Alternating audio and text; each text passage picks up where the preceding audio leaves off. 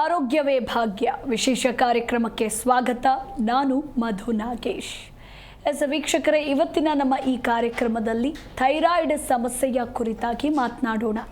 ಈ ಒಂದು ಸಮಸ್ಯೆ ಯಾಕೆ ಬರುತ್ತೆ, ಇದರ ಲಕ್ಷಣಗಳೇನು, ಹಾಗೆ ಪರಿಹಾರಗಳೇನು ಅನ್ನೋದರ ಕುರಿತಾಗಿ ಸಂಪೂರ್ಣ ಮಾಹಿತಿಯನ್ನು ಹೋಮಿಯೋ ಕೇರ್ನ ತಜ್ಞ ವೈದ್ಯರಾಗಿರುವಂತಹ ಡಾಕ್ಟರ್ ವೈಭವ್ ಅವರು ತಿಳಿಸ್ಕೊಡ್ತಿದ್ದಾರೆ.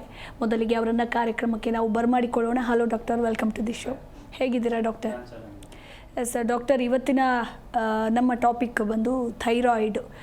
ನನಗೆ ಸ್ವಲ್ಪ ಗಂಟಲು ಸರಿ ಇಲ್ಲ ಆ್ಯಕ್ಚುಲಿ, ಸೊ ಇಲ್ಲಿಂದನೇ ಶುರು ಮಾಡ್ತೀನಿ. ಯಾಕೆ ಪದೇ ಪದೇ ಗಂಟಲು ನೋವು ಕಾಣಿಸ್ಕೊಳ್ಳೋದಾಗಿರಬಹುದು, ಈ ರೀತಿ ವಾಯ್ಸ್ ಚೇಂಜ್ ಆಗೋದಿರಬಹುದು, ಈ ಒಂದು ಥೈರಾಯ್ಡ್ ಸಮಸ್ಯೆ ಬರೋದಕ್ಕೆ ಕಾರಣ ಏನು ಅಂತ?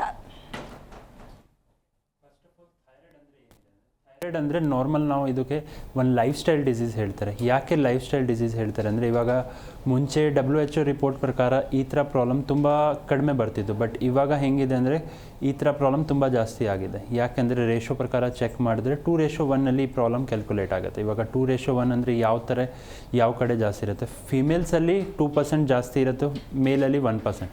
ಸೊ ಅದಕ್ಕೆ 2:1 ನಾವು ಅದಕ್ಕೆ ಡಿವೈಡ್ ಮಾಡ್ತಾರೆ.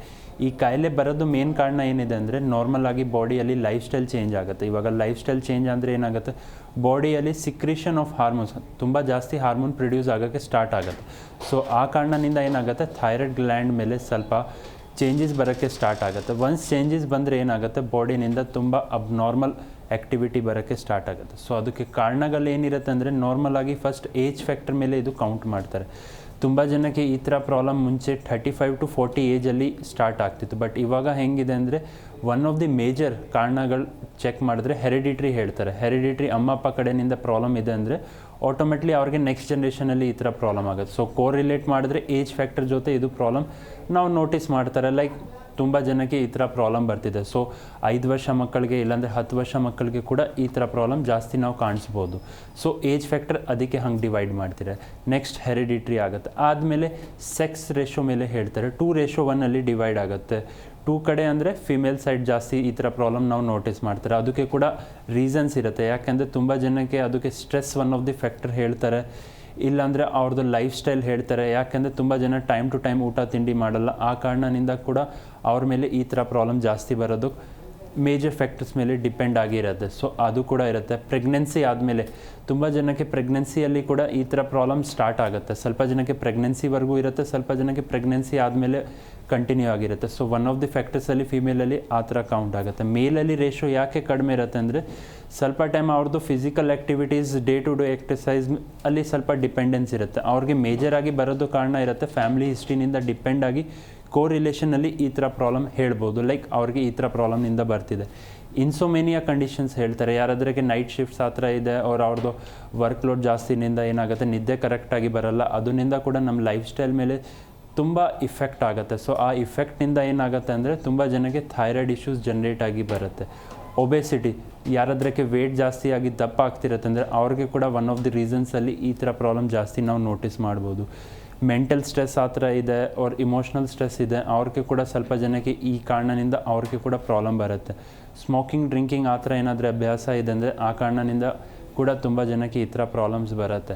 ಯಾರಾದರೆ ಏನಾದರೆ ಮೆಡಿಕೇಷನ್ಸ್ ಮೇಲೆ ಇದೆ, ಲೈಕ್ ಡಯಾಬಿಟೀಸ್ ಆ ಥರ, ಅವ್ರು ಏನಾದರೂ ಬೇರೆ ಮೆಡಿಕೇಷನ್ಸ್ ಮೇಲೆ ಇದೆ, ಆ ಮೆಡಿಕೇಷನ್ ಸೈಡ್ ಇಫೆಕ್ಟ್ನಿಂದ ಕೂಡ ನಾವು ನೋಟಿಸ್ ಮಾಡ್ಬೋದು ಈ ಥರ ಪ್ರಾಬ್ಲಮ್ ಬರ್ತಿದೆ. ಸೊ ಅದಕ್ಕೆ ಈ ಥರ ಪ್ರಾಬ್ಲಮ್ ಒನ್ ಆಫ್ ದಿ ಕಾರಣಗಳಲ್ಲಿ ನಾವು ನೋಟಿಸ್ ಮಾಡ್ತಾರೆ.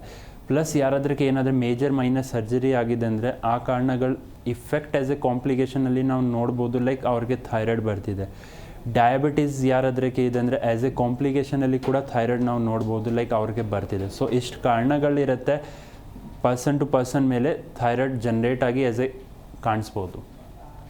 ಓಕೆ ಡಾಕ್ಟರ್, ಇನ್ನು ಈ ಒಂದು ಸಮಸ್ಯೆಗೆ ಹೋಮಿಯೋಪತಿಯಲ್ಲಿ ಬಹಳ ಉತ್ತಮವಾದಂತಹ ಚಿಕಿತ್ಸೆ ಸಿಗುತ್ತೆ ಅಂತ ನಾವೆಲ್ಲ ಕೇಳ್ಪಟ್ಟಿದ್ದೀವಿ. ಆ ಕುರಿತಾಗಿ ಹೇಳಿ.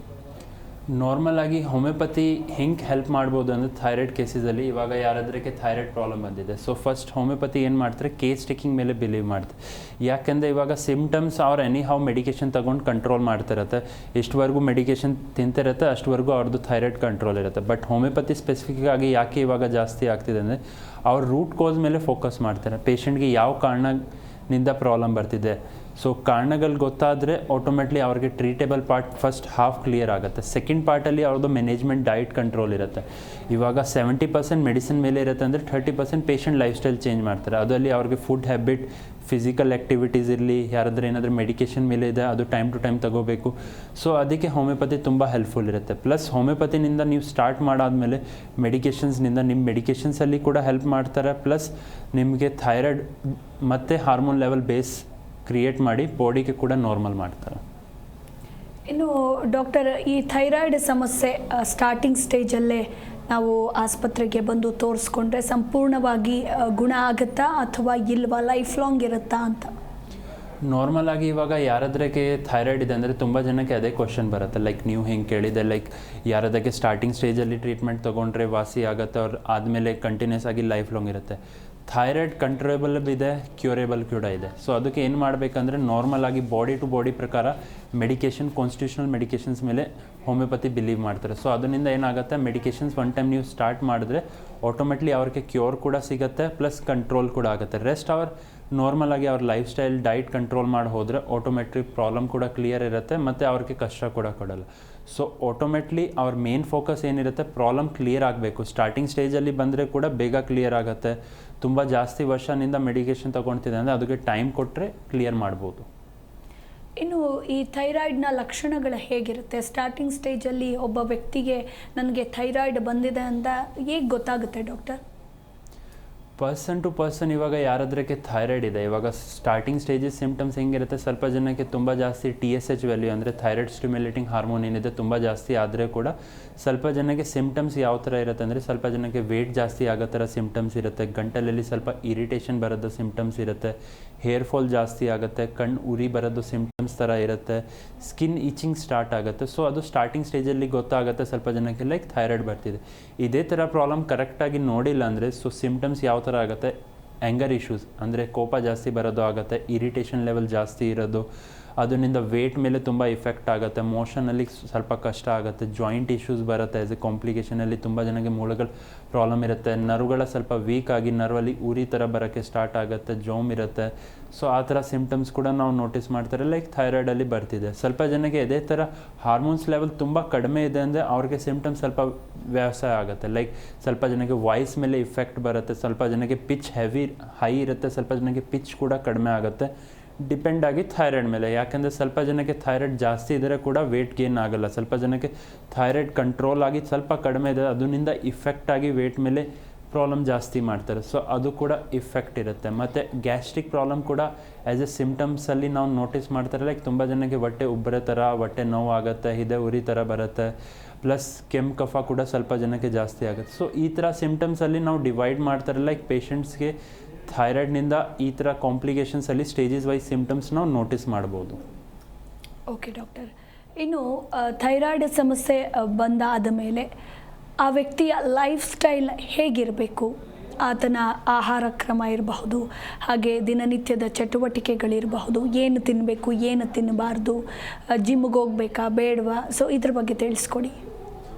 ನಾರ್ಮಲ್ ಆಗಿ ಇವಾಗ ಯಾರಾದ್ರಿಗೆ ಥೈರಾಯ್ಡ್ ಬಂದಿದೆ ಅಂದರೆ ಫಸ್ಟ್ ಆಫ್ ಆಲ್ ಕಂಟ್ರೋಲ್ ಏನಾಗಬೇಕು ಲೈಫ್ ಸ್ಟೈಲ್ ಪ್ರಕಾರ ಅಂದರೆ ಫಿಸಿಕಲ್ ಆ್ಯಕ್ಟಿವಿಟಿ ನೋಡಬೇಕು. ಡೇ ಟು ಡೇ ಆ್ಯಕ್ಟಿವಿಟಿಯಲ್ಲಿ ನಾವು ಅರ್ಧ ಗಂಟೆ ನಮಗೋಸ್ಕರ ಸಪ್ರೇಟಾಗಿ ಇಡಬೇಕಾಗತ್ತೆ. ಸೊ ಅದರಲ್ಲಿ ಎಕ್ಸಸೈಸ್ ಮಾಡಿ, ವಾಕಿಂಗ್ ಮಾಡಿ, ಜಿಮ್ ಮಾಡಿ ಕಂಪಲ್ಸರಿ ಮಾಡ್ಬೋದು. ಸೊ ಅದು ಒಂದಿರುತ್ತೆ, physical activity day to day ಲೈಫಲ್ಲಿ ಇರಬೇಕಾಗುತ್ತೆ. ಸೆಕೆಂಡ್ ಇರುತ್ತೆ ನಮ್ಮದು ಯಾರಾದರೂ ಏನಾದರೂ ಮೆಡಿಕೇಷನ್ಸ್ ಮೇಲೆ ಇದೆ. ಯಾಕಂದರೆ ತುಂಬ ಜನ ಏನಾದರೂ ಮೆಡಿಕೇಷನ್ ತಿಂತಿದೆ ಅಂದರೆ ಅದು ಟೈಮ್ ಟು ಟೈಮ್ ತಗೋಬೇಕಾಗುತ್ತೆ. ಯಾಕಂದರೆ ಮೆಡಿಕೇಷನ್ ಇಫೆಕ್ಟ್ನಿಂದ ಕೂಡ ವ್ಯಾಲ್ಯೂಸ್ ಮೇಲೆ ಸ್ವಲ್ಪ ಜಾಸ್ತಿ ಆಗುತ್ತೆ. ಸೊ ಸೆಕೆಂಡ್ ಪಾಯಿಂಟಲ್ಲಿ ಅದು ಒಬ್ಸರ್ವೇಷನ್ ಇರುತ್ತೆ. ಥರ್ಡ್ ಪಾಯಿಂಟ್ ಹೋದರೆ ಕರೆಕ್ಟಾಗಿ ಡೇ ಟು ಡೇ ಲೈಫಲ್ಲಿ ನಿದ್ದೆ ಕರೆಕ್ಟಾಗಿ ಇರಬೇಕು.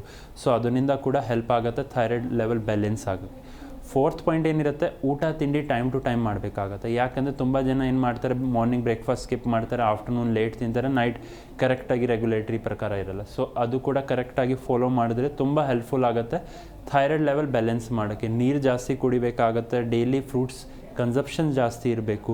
ಪ್ಲಸ್ ಯಾರಾದರೆ ಏನಾದರೂ ಮೆಡಿಕೇಷನ್ ಮೇಲೆ ಇದೆ, ಆ ಮೆಡಿಕೇಷನ್ಸ್ದು ಸ್ವಲ್ಪ ಕಂಪೋನೆಂಟ್ ಸಾಲ್ಟ್ ಇರುತ್ತೆ. ಯಾಕೆಂದರೆ ಅಯೋಡಿನ್ ಬಾಡಿಯಲ್ಲಿ ಕಡಿಮೆ ಆದರೆ ಥೈರಾಯ್ಡ್ ಮೇಲೆ ಇಫೆಕ್ಟ್ ಇರುತ್ತೆ, ಅಯೋಡಿನ್ ಬಾಡಿಯಲ್ಲಿ ತುಂಬ ಜಾಸ್ತಿ ಆದರೆ ಅದು ಕಾರಣದಿಂದ ಕೂಡ ಥೈರಾಯ್ಡ್ ಇಶ್ಯೂಸ್ ಬರುತ್ತೆ. ಸೊ ಆ ಮೆಡಿಕೇಷನ್ ಯಾರಾದರೂ ತಗೊಳ್ತಿದ್ದ ಆ ಮೆಡಿಕೇಷನ್ ಸ್ವಲ್ಪ ನೋಡಿ ಆದಮೇಲೆ ಮತ್ತೆ ಕಂಟಿನ್ಯೂ ಮಾಡಬೇಕಾಗತ್ತೆ. ಯಾಕಂದರೆ ಒಂದು ಕಡೆ ಥೈರಾಯ್ಡ್ ಇದೆ, ಒಂದು ಕಡೆ ಬೇರೆ ಪ್ರಾಬ್ಲಮ್ಗೆ ನಾವು ಮೆಡಿಕೇಷನ್ ತೊಗೊಳ್ತಿದ್ದೆ, ಅದರಲ್ಲಿ ಅಯೋಡಿನ್ ಕಂಪೋನೆಂಟ್ ಜಾಸ್ತಿ ಇದ್ದರೆ ಆಟೋಮೆಟ್ಲಿ ಅವ್ರಿಗೆ ಕೂಡ ಥೈರಾಯ್ಡ್ ಇಶ್ಯೂಸ್ ಮತ್ತೆ ಜನ್ರೇಟ್ ಆಗಿರುತ್ತೆ ಮತ್ತು ಏನಾದರೂ ಕಷ್ಟ ಕೊಡ್ತಾರೆ. ಸೊ ಆ ಥರ ಮೆಡಿಕೇಷನ್ ಇಫೆಕ್ಟ್ ಕೂಡ ನೋಟಿಸ್ ಮಾಡಬೇಕಾಗತ್ತೆ.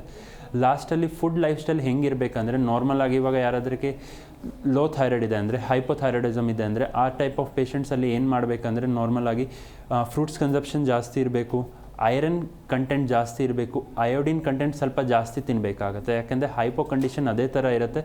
ಯಾವ ಕಂಡೀಷನಲ್ಲಿ ನಮ್ಮ ಬಾಡಿಯಲ್ಲಿ ಅಯೋಡಿನ್ ಕರೆಕ್ಟ್ ಮಾತ್ರ ಅಲ್ಲಿ ನಮಗೆ ಸಿಗ್ತಾ ಇಲ್ಲ. ಸೊ ಆ ಕಾರಣದಿಂದ ಏನಾಗುತ್ತೆ, ಹಾರ್ಮೋನ್ಸ್ ಲೆವೆಲ್ TSH ತುಂಬ ಕಡಿಮೆ ಸಿಕ್ರೀಟ್ ಆಗುತ್ತೆ. ಸೊ ಆ ಕಾರಣದಿಂದ ಅದು ಬೆನಿಫಿಷಿಯರ್ ಇರುತ್ತೆ. ಸಿ ಪ್ರಾಡಕ್ಟ್ ಹೈಪೋಥೈರಾಯ್ಡಿಸಮ್ ಕಂಡೀಷನಲ್ಲಿ ನಾವು ತಿನ್ಬೋದು. ನಾನ್ ವೆಜ್ ಸ್ವಲ್ಪ ಲಿಮಿಟಾಗಿ ಕಂಟ್ರೋಲಾಗಿ ಮಾಡಬೇಕಾಗತ್ತೆ. ಯಾಕೆಂದರೆ ಸ್ವಲ್ಪ ಜಾಸ್ತಿ ಕೂಡ ತಿಂದರೆ ಬಾಡಿ ಮೇಲೆ ಇಫೆಕ್ಟ್ ಬರೋದು ಆಟೋಮೆಟ್ಲಿ ಅದು ಕಾರಣದಿಂದ ಕೂಡ TSH ಜಾಸ್ತಿ ಆಗುತ್ತೆ.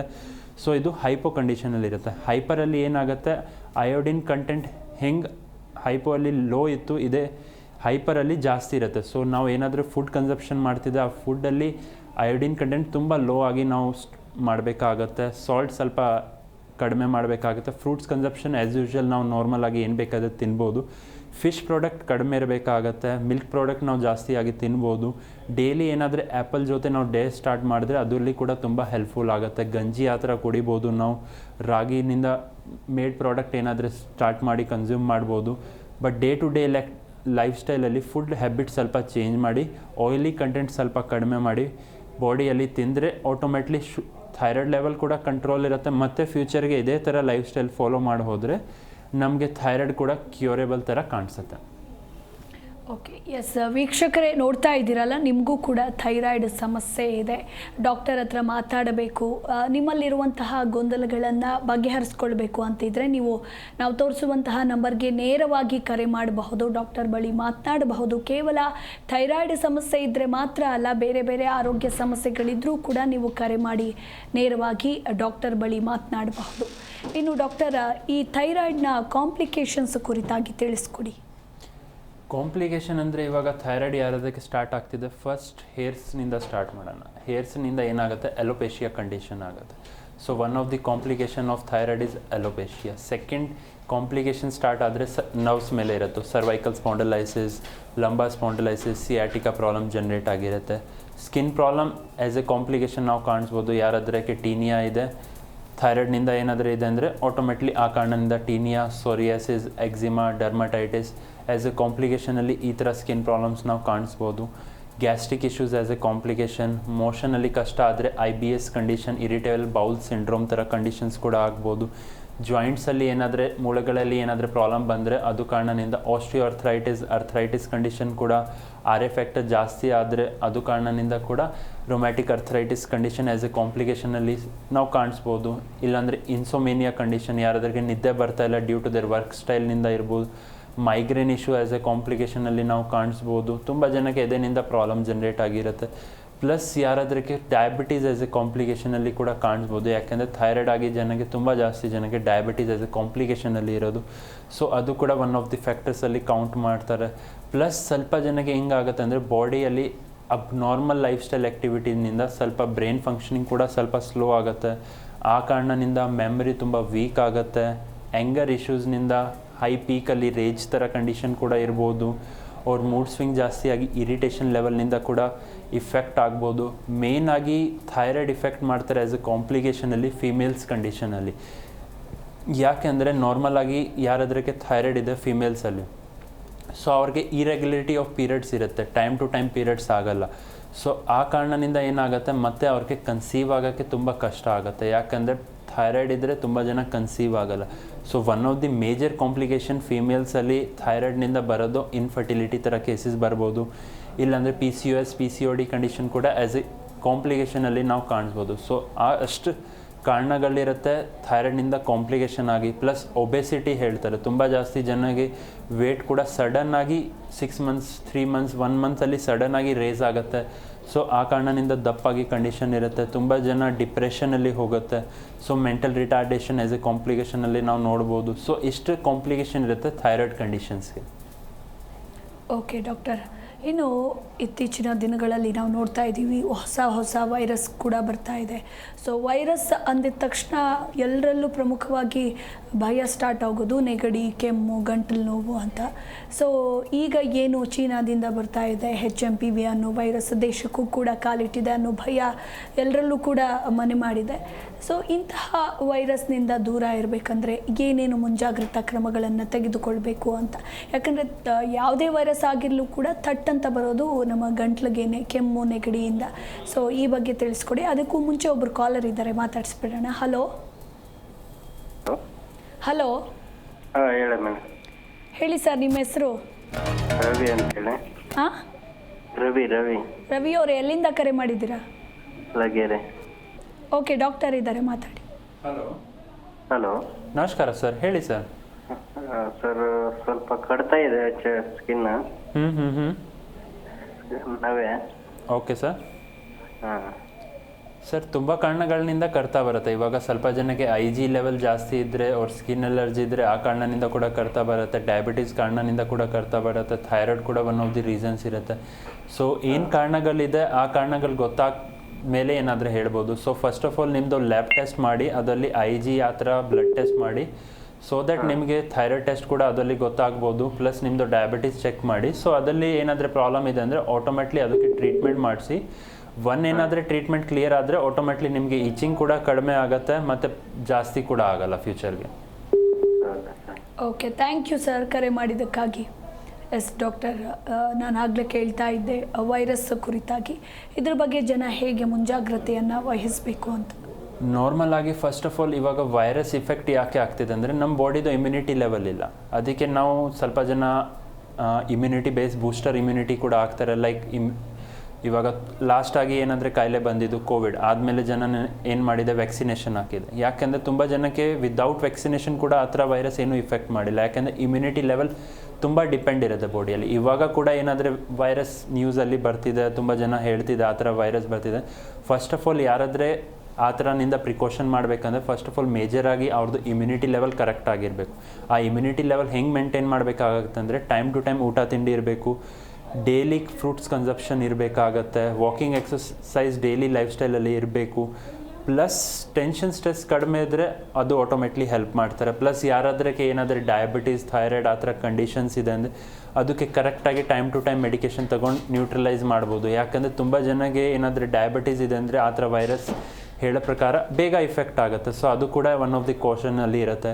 ಪ್ಲಸ್ ಯಾರಾದ್ರಕ್ಕೆ ಲೈಕ್ ಇವಾಗ ಡೆಫಿಷಿಯನ್ಸೀಸ್ ಇರುತ್ತೆ, ತುಂಬ ಜನಕ್ಕೆ ಜಿಂಕ್ ಡೆಫಿಷಿಯನ್ಸಿ ಇರುತ್ತೆ, ಕ್ಯಾಲ್ಶಿಯಮ್ ಇರುತ್ತೆ. ಅದಕ್ಕೆ ಕರೆಕ್ಟಾಗಿ ಮಾತ್ರೆ ಪ್ರಕಾರ ಮೆಡಿಕೇಷನ್ಸ್ನಿಂದ ನೀವು ರಿಕವರಿ ಮಾಡ್ಬೋದು, ಇಲ್ಲಾಂದರೆ ನಿಮ್ಮದು ಫುಡ್ ಲೈಫ್ ಸ್ಟೈಲ್ನಿಂದ ರಿಕವರಿ ಮಾಡ್ಬೋದು. ಸೊ ಮೇನಾಗಿ ಪ್ರಿಕಾಷನ್ಸ್ ಆ ಥರ ವೈರಸ್ನಿಂದ ಏನಾದರೂ ಇದೆ ಅಂದರೆ ಬೆಟರ್ ಲೈಫ್ ಸ್ಟೈಲ್ ಚೇಂಜ್ ಮಾಡಿ, ಇಮ್ಯುನಿಟಿ ಲೆವೆಲ್ ಡೆವಲಪ್ ಮಾಡಿ, ಆಟೋಮೆಟ್ಲಿ ಆ ಪ್ರಾಬ್ಲಮ್ ಏನಾದರೂ ಇಫೆಕ್ಟ್ ಆಗ್ತಿದೆ ಅಂದರೆ ಕೂಡ in the form of symptoms. ಸ್ವಲ್ಪ ಜನಕ್ಕೆ ಜಸ್ಟ್ 5 ಡೇಸ್ ಸಿಮ್ಟಮ್ಸಲ್ಲಿ ಕ್ಲಿಯರ್ ಆಗುತ್ತೆ, ಸ್ವಲ್ಪ ಜನಕ್ಕೆ 1 ಡೇ ಸಿಮ್ಟಮ್ಸಲ್ಲಿ ವಿದೌಟ್ ಮೆಡಿಕೇಷನ್ ಕ್ಲಿಯರ್ ಆಗುತ್ತೆ. ಸೊ ಯಾರಾದ್ರಿಗೆ ಇವಾಗ ಥ್ರೋಟ್ ಇನ್ಫೆಕ್ಷನ್ ಬರ್ತಿದೆ, ತುಂಬ ಜನ ಥಿಂಕ್ ಮಾಡ್ತಾರೆ ಲೈಕ್ ಆ ವೈರಸ್ನಿಂದ ಇದೆ. ಬಟ್ ನಿಮ್ಮ ಇಮ್ಯುನಿಟಿ ಚೆನ್ನಾಗಿದೆ ಅಂದರೆ ಆ ವೈರಸ್ ಕೂಡ ಇಲ್ಲ, ಬೇರೆ ಯಾವುದೋ ಪ್ರಾಬ್ಲಮ್ ಇರಲಿ ಕೂಡ ಇಫೆಕ್ಟ್ ಆಗಲ್ಲ. ಸೊ ಕರೆಕ್ಟ್ ಟೈಮಲ್ಲಿ ನಿಮ್ಮದು ಲೈಫ್ ಸ್ಟೈಲ್ ಫಾಲೋ ಮಾಡಿ, ಊಟ ತಿಂಡಿ ಟೈಮ್ ಟು ಟೈಮ್ ಮಾಡಿ, ಐರನ್ ಕಂಟೆಂಟ್ ಯಾವುದಲ್ಲಿ ಸಿಗ್ತಿದೆ ಫುಡ್ ಆ ಥರ ಕನ್ಸ್ಯೂಮ್ ಮಾಡಿ, ಆಯಿಲಿ ಕಂಟೆಂಟ್ ಕಡಿಮೆ ಮಾಡಿ, ಮಾಸ್ಕ್ ಹಾಕಿ. ಸೊ ಅದರಿಂದ ಏನಾಗುತ್ತೆ, ಪ್ರಿಕಾಷನ್ಸ್ ಥರ ನಿಮ್ಮ ಹೆಲ್ತಲ್ಲಿ ಲೈಫ್ ಸ್ಟೈಲ್ ಥರ ಒಂದು ಆ್ಯಡ್ ಆಗುತ್ತೆ. ಸೊ ಅದೇನಿಂದ ನೀವು ಕಂಟಿನ್ಯೂ ಮಾಡಿ ಹೋದರೆ ಆಟೋಮೆಟ್ಲಿ ನಿಮಗೆ ಆ ಪ್ರಾಬ್ಲಮ್ನಿಂದ ಕೂಡ ರಿಲೀಫ್ ಆಗುತ್ತೆ. ಮತ್ತು ಬೇರೆ ಏನಾದರೂ ಪ್ರಾಬ್ಲಮ್ ಬರ್ತಿದೆ ಅದರಿಂದ ಕೂಡ ನಾವು ಆ್ಯಸ್ ಎ ಪ್ರಿಕಾಷನ್ ಮುಂಚೆನಿಂದ ರೆಡಿ ಆಗಿರ್ತೀನಿ ಫೈಟ್ ಬ್ಯಾಕ್ ಮಾಡೋಕ್ಕೆ. ಎಸ್ ಡಾಕ್ಟರ್, ಒಬ್ಬರು ಕಾಲರ್ ಇದ್ದಾರೆ, ಮಾತಾಡಿಸ್ಬಿಡೋಣ. ಹಲೋ ಹಲೋ, ನಮಸ್ತೆ ಮಾ, ನಿಮ್ಮ ಹೆಸರು? ಹಲೋ, ಏನಿಲ್ರಿ, ನನ್ನ ಮಗನಿಗೆ ಟಯರ್ಡ್ ಆದ್ರಿ, ಅದಕ್ಕೆ ಕೇಳ್ಬೇಕಂದ್ರಿ ಡಾಕ್ಟರ್. ಯಾರಾದ್ರಕ್ಕೆ ಥೈರಾಯ್ಡ್ ಇದೆ ಅಂದರೆ ಫಸ್ಟ್ ಆಫ್ ಆಲ್ ಅದಕ್ಕೆ ಕರೆಕ್ಟಾಗಿ ಟ್ರೀಟ್ಮೆಂಟ್ ಮಾಡಿಸಿ. ಯಾಕೆಂದರೆ ಇವಾಗ ಮಗಕ್ಕೆ ಚಿಕ್ಕ ವಯಸ್ಸು ಇರ್ಬೋದು, ಅವ್ರು ಏನಾದರೂ ಸ್ವಲ್ಪ ಜಾಸ್ತಿ ವಯಸ್ಸು ಇರ್ಬೋದು. ಸೊ ಕರೆಕ್ಟ್ ಟೈಮಲ್ಲಿ ನೀವು ಅದಕ್ಕೆ ಪ್ರಿಕಾಷನ್ಸ್ ಮಾಡಿದ್ರೆ ಬಾಡಿ ಮೇಲೆ ತುಂಬ ಬೆನಿಫಿಟ್ ಇರುತ್ತೆ. ಇಲ್ಲಾಂದರೆ ಏನಾಗುತ್ತೆ, ಏಜ್ ವೈಸ್ಗೆ ಈ ಥರ ಪ್ರಾಬ್ಲಮ್. ವಯಸ್ಸೇ ಅವ್ರಿ, 30 ವಯಸ್ಸು. ಅದಕ್ಕೆ ಕೇಳ್ಬೇಕಂದ್ರಿ doctor. So one time hospital visit ಮಾಡಿಮ್ಮ, ಅಲ್ಲೇ ಡಾಕ್ಟರ್ ನೋಡ್ತಾರೆ, ಏನಿದೆ ರಿಪೋರ್ಟ್ಸ್ ನೋಡಿ ನಿಮಗೆ ಟ್ರೀಟ್ಮೆಂಟ್ ಪ್ಲ್ಯಾನ್ ಹೇಳ್ತಾರೆ. ಅದೇ ಥರ ನೀವು ಕಂಟಿನ್ಯೂ ಮಾಡಿದ್ರೆ ಪ್ರಾಬ್ಲಮ್ ಕೂಡ ಕಡಿಮೆ ಆಗುತ್ತಮ್ಮ. ಓಕೆ, ಥ್ಯಾಂಕ್ ಯು ಮಾ ಕರೆ ಮಾಡಿದ್ದಕ್ಕಾಗಿ. ಇನ್ನು ಡಾಕ್ಟರ್, ಈ ಥೈರಾಯ್ಡ್ ಸಮಸ್ಯೆ ಬಗ್ಗೆ ಅಂದರೆ ಏಜ್ ಫ್ಯಾಕ್ಟರ್ ನೋಡೋದಾದರೆ ಯಾವ ಏಜ್ನಿಂದ ಈ ಒಂದು ಸಮಸ್ಯೆ ಹೆಚ್ಚಾಗಿ ಕಾಣಿಸ್ಕೊಳ್ಳುತ್ತೆ ಅಂತ? ಅಂದರೆ ಈಗ ಚಿಕ್ಕ ಮಕ್ಳಿಗೂ ಕೂಡ ಬರ್ತಾ ಇದೆ, ಬಟ್ ಆದರೂ ಯಾವ ಏಜಿಂದ ಅತಿ ಹೆಚ್ಚಾಗಿ ಬರುತ್ತೆ ಈ ಸಮಸ್ಯೆ ಅನ್ನೋದು? ಓಕೆ, ಏಜ್ ಫ್ಯಾಕ್ಟರ್ ಅಂದರೆ ಥೈರಾಯ್ಡ್ ಮೇಲೆ ಮುಂಚೆ ನಾವು ಕನ್ಸಿಡರ್ ಮಾಡಿದ್ರೆ WHO ರಿಪೋರ್ಟ್ ಅವ್ರ ಸ್ಟಡೀಸ್ ಪ್ರಕಾರ ಈ ಥರ ಪ್ರಾಬ್ಲಮ್ 35 to 40 ಏಜಲ್ಲಿ ಅವ್ರ 55 ಏಜಲ್ಲಿ ಜನಕ್ಕೆ ಕಾಣಿಸಿತ್ತು.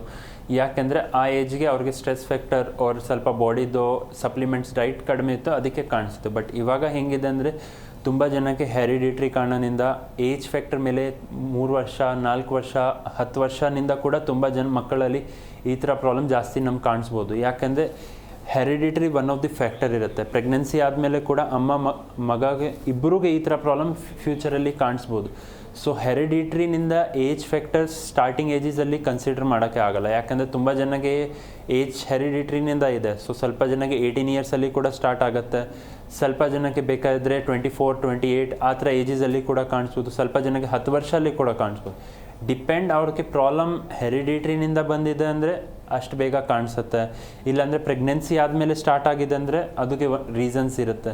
ಸೊ ಏನು ಕಾರಣದಿಂದ ಬರ್ತಿದೆ ಅದ್ರ ಮೇಲೆ ಏಜ್ ಫ್ಯಾಕ್ಟರ್ಸ್ ನಾವು ಕನ್ಸಿಡರ್ ಮಾಡ್ಬೋದು. ಓಕೆ ಡಾಕ್ಟರ್, ಮತ್ತೊಬ್ಬರು ಕಾಲರ್ ಇದ್ದಾರೆ, ಮಾಲಾಶ್ರೀ ಅಂತ. ಹಲೋ, ನಮಸ್ತೆ ಡಾಕ್ಟರ್ ಇದ್ದಾರೆ, ಮಾತಾಡಿ. ಹಲೋ, ನಮಸ್ಕಾರಮ್ಮ, ಹೇಳಿಮ್ಮ. ಹೇಳಿ. ಥೈರಾಯ್ಡ್ ಇದೆ ಸರ್.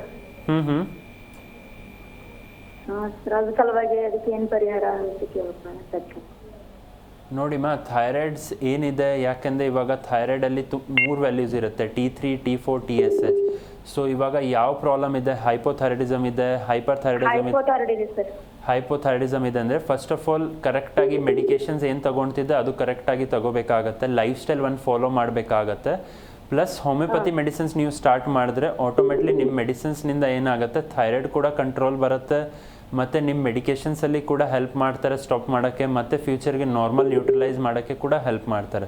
ಸೊ ಅದಕ್ಕೆ ಕರೆಕ್ಟಾಗಿ ಟ್ರೀಟ್ಮೆಂಟ್ ಮಾಡಿಸ್ಬೇಕಂದ್ರೆ ನೀವು ಹಾಸ್ಪಿಟಲ್ ವಿಸಿಟ್ ಮಾಡಿಸ್ಬೇಕಾಗತ್ತೆ. ಹಾಸ್ಪಿಟಲಲ್ಲಿ ಡಾಕ್ಟರ್ ಕನ್ಸಲ್ಟೇಷನ್ ಮಾಡಿ ಆದಮೇಲೆ ನಿಮಗೆ ಆಟೋಮೆಟ್ಲಿ ಡೈಟ್ ಏನು ಮಾಡಬೇಕು, ಯಾವ ಥರ ಲೈಫ್ ಸ್ಟೈಲ್ ಇದೆ ಅದು ಮೇಲೆ ನಿಮಗೆ ಒಂದು ಡೈಟ್ ಪ್ಲ್ಯಾನ್ ಕೊಡ್ತಾರೆ. ಅದೇ ಥರ ಫಾಲೋ ಮಾಡಿ ಹೋದರೆ ಪ್ರಾಬ್ಲಮ್ ಕೂಡ ಕಡಿಮೆ ಆಗುತ್ತೆ, ಪ್ಲಸ್ ಕ್ಯೂರ್ ಕೂಡ ಸಿಗುತ್ತೆ ನಿಮಗೆ. ಥ್ಯಾಂಕ್ ಯು ಕರೆ ಮಾಡಿದ್ದಕ್ಕಾಗಿ. ಎಸ್ ಡಾಕ್ಟರ್, ಇವತ್ತಿನ ಕಾರ್ಯಕ್ರಮದಲ್ಲಿ ಥೈರಾಯ್ಡ್ ಕುರಿತಾಗಿ ಸಾಕಷ್ಟು ಮಾಹಿತಿಯನ್ನು ತಿಳಿಸಿಕೊಟ್ರಿ, ಧನ್ಯವಾದಗಳು. ವೀಕ್ಷಕರೇ, ನೋಡಿದ್ರಲ್ಲ, ಇದಾಗಿತ್ತು ಇವತ್ತಿನ ಆರೋಗ್ಯವೇ ಭಾಗ್ಯ ವಿಶೇಷ. ನೋಡ್ತಾ ಇರಿ ಜಿ ಕನ್ನಡ ನ್ಯೂಸ್, ಸತ್ಯವೇ ಸುದ್ದಿಯ ಜೀವಾಳ. ವಾಸಿಯಾಗದ ಆರೋಗ್ಯ ಸಮಸ್ಯೆ ನಿಮ್ಮನ್ನ ಕಾಡ್ತಿದೆಯಾ? ಹಾಗಿದ್ರೆ ಚಿಂತೆ ಬಿಡಿ, ನಮ್ಮ ಹೋಮಿಯೋ ಕೇರ್ಗೆ ಬನ್ನಿ. ಹೋಮಿಯೋ ಕೇರ್ ಇಂಟರ್ನ್ಯಾಷನಲ್ ಹಲವು ಆರೋಗ್ಯ ಸಮಸ್ಯೆಗಳಿಗೆ ಸಿಗಲಿದೆ ಸೂಕ್ತ ಪರಿಹಾರ. ನೇರ ಭೇಟಿಗೆ ಸಂಪರ್ಕಿಸಿ 9550 00 1133 1800 10 81 212.